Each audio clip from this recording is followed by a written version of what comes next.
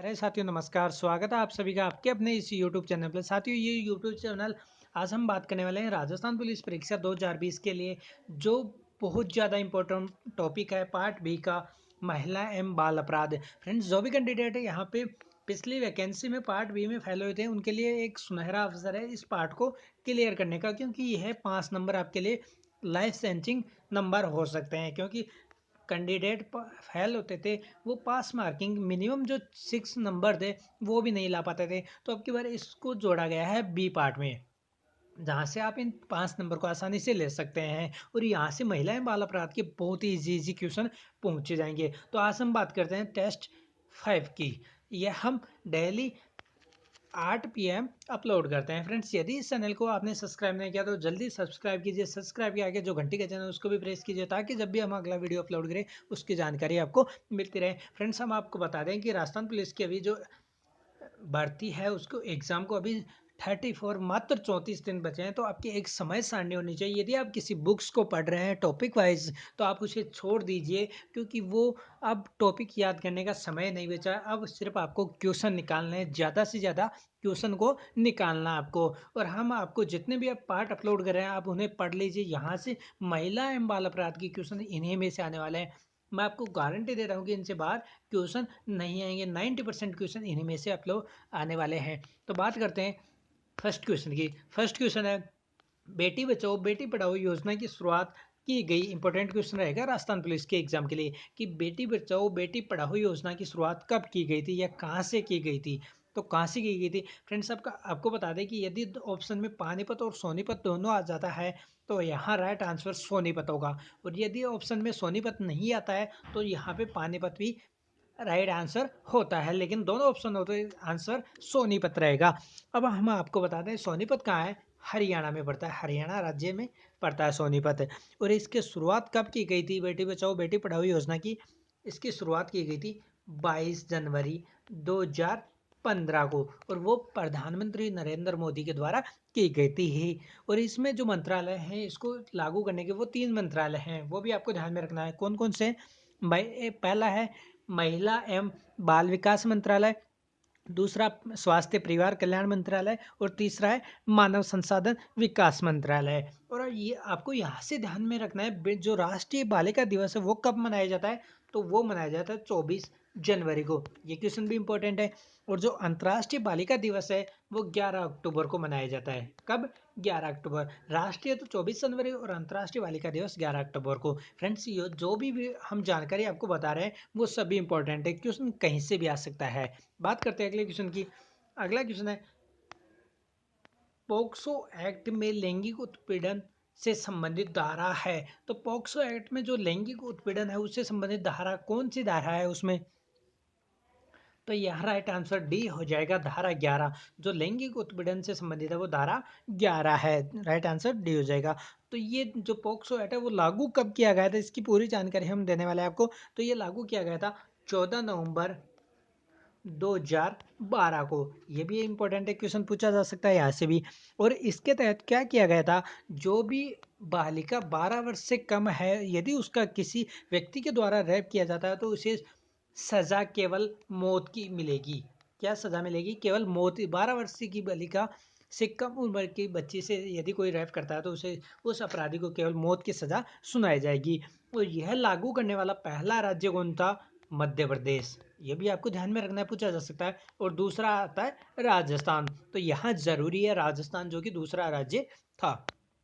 अगले क्वेश्चन की बात करते हैं, पॉक्सो एक्ट कब लागू किया गया था? हमने अभी अभी आपको बताया 14 नवंबर 2012 को लागू किया गया था। ऑप्शन बी करेक्ट हो जाएगा। तो पॉक्सो एक्ट की पूरी जानकारी हमने आपको दे दी है, ध्यान में रखना फ्रेंड्स, पूछा जा सकता है क्वेश्चन में। अगले क्वेश्चन की बात करते हैं, कितने वर्ष तक का बालक यदि कोई आपराधिक बात कहे तो अपराध नहीं माना जाएगा?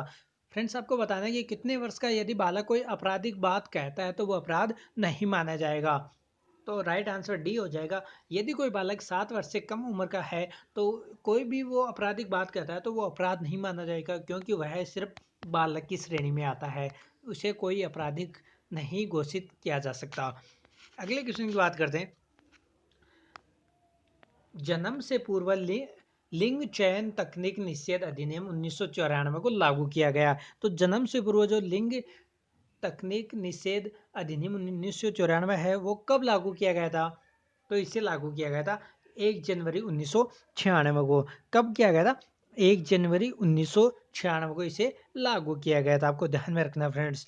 और जो लैंगिक चयन है उसके तहत क्या किया जाता है? यदि कोई अल्ट्रासाउंड के द्वारा, अल्ट्रासोनोग्राफी के द्वारा कोई लिंग का जांच करवाता है तो उसके माता पिता को 3 से 5 वर्ष की सजा हो सकती है और उसके साथ 10 से 15,000 रुपये का जुर्माना भी होता है। ये इसकी सजा का प्रावधान है इसके तहत। अगले क्वेश्चन की बात करते हैं। किसी पुरुष का अपनी पत्नी के साथ सहवास बलात्कार का अपराध नहीं होगा जब पत्नी की आयु हो। तो फ्रेंड्स, किस पुरुष का अपनी पत्नी के साथ सहवास बलात्कार का अपराध नहीं माना जाएगा जब पत्नी की आयु हो? तो पत्नी की उम्र कितनी होनी चाहिए जब पुरुष उसके साथ बलात्कार का अपराध नहीं माना जाएगा जब वो उसके साथ सहवास करता है? तो यह राइट आंसर 12 वर्ष हो जाएगा। यदि किसी पत्नी की उम्र 12 वर्ष है और उसका पति उसके साथ सहवास करता है तो वह बलात्कार का अपराध नहीं माना जाएगा। अगले क्वेश्चन की बात करते हैं। जम्मू कश्मीर में घरेलू हिंसा से महिलाओं का संरक्षण अधिनियम 2005 कब से प्रभाव में आया? तो जम्मू कश्मीर में जो घरेलू हिंसा अधिनियम, महिलाओं का जो घरेलू हिंसा अधिनियम था, संरक्षण अधिनियम 2005, वो कब से लागू हुआ था? तो ऑप्शन सी करेक्ट हो जाएगा 2019। फ्रेंड्स, आपको बता दें कि जम्मू कश्मीर में ये पूरे भारत में 2005 में लागू हो गया था घरेलू हिंसा महिलाओं से संबंधित जो संरक्षण अधिनियम है 2005 में, केवल जम्मू कश्मीर को छोड़ के। और जम्मू कश्मीर में इसे कब लागू किया गया था? तो जम्मू कश्मीर में इसे 31 अक्टूबर 2019 को लागू किया गया था। ये डेट आपको ध्यान में रखना है क्योंकि यहाँ 370 हटने के बाद में लागू किया गया था। और इससे पहले यहाँ पे क्या थी, इससे संबंधित घरेलू हिंसा से संबंधित यहाँ पे 498 धारा 498 ए यहाँ पे लागू थी। और जो आपको यहाँ पे ध्यान ध्यान रखना, ये कब लागू किया गया था? घरेलू हिंसा महिलाओं का जो संरक्षण अधिनियम 2005 है वो पूरे देश में, केवल जम्मू कश्मीर को छोड़ के पूरे देश में कब लागू किया गया था? तो ये लागू किया गया था 26 अक्टूबर 2006 को। ये डेट में इंपॉर्टेंट रहने वाली है। अगले क्वेश्चन की बात करते हैं।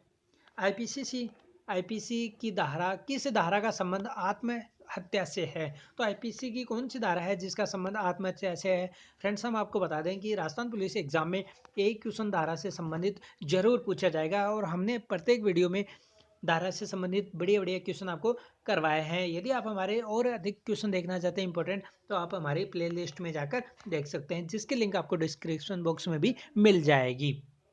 और यहाँ से जीके और कंप्यूटर का, जो राजस्थान पुलिस के लिए जीके और कंप्यूटर का जो पार्ट है वो भी इंपॉर्टेंट होने वाला है, तो उसकी लिंक भी आपको डिस्क्रिप्शन बॉक्स में मिल जाएगी, जहाँ आप क्लिक करके पूरी वीडियो देख सकते हैं। तो आईपीसी की किस धारा के तहत आत्महत्या का प्रावधान है?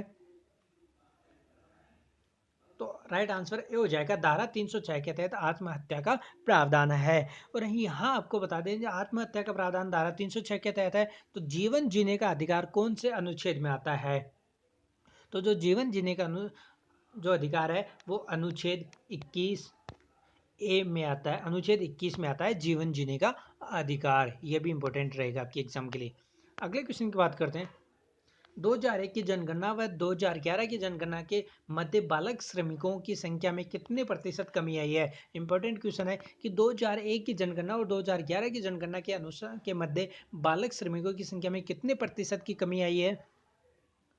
तो ऑप्शन सी करेक्ट हो जाएगा, 65%। 2001 से 2011 के मध्य जो बालक श्रमिक हैं उनकी 65% संख्या में, उनकी जनसंख्या में कमी आई है। इंपॉर्टेंट क्वेश्चन है।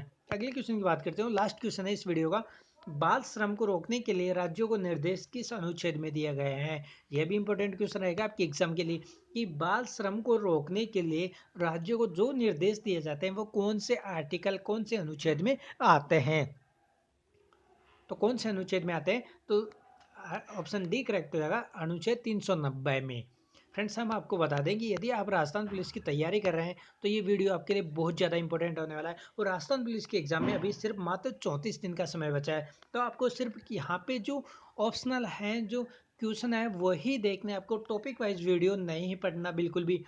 आप जहाँ से क्वेश्चन है, जैसे 10,001 है जो बुक है वो देख सकते हैं, 5,055 है वो देख सकते हैं। तो आप सिर्फ ऑप्शन वाले जो क्वेश्चन मार्क बुक हैं उन्हीं को पढ़िए, और जो भी यूट्यूब से क्वेश्चन मिलते हैं आप उन्हें भी देख सकते हैं। हमारे जो वीडियो अपलोड कर रहे हैं जीके, कंप्यूटर और जो महिलाएं बाल अपराध के क्वेश्चन अपलोड कर रहे हैं, इनमें से भी 100% क्वेश्चन पूछा जाएगा। तो आप इन पूरे वीडियो को एक बार ज़रूर देखिए। ठीक है फ्रेंड्स, मिलते हैं अगले वीडियो के साथ। जय हिंद, जय Bharat. Thank you for watching.